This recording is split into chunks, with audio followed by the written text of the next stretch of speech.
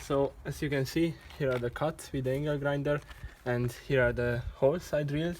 Now we can just draw a line between them, so it's gonna be easier to follow when we're gonna cut with the cutting machine.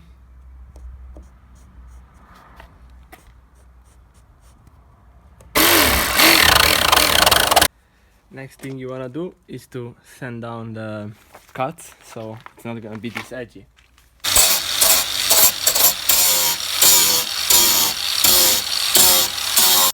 Next step, we're gonna try if the window fits inside.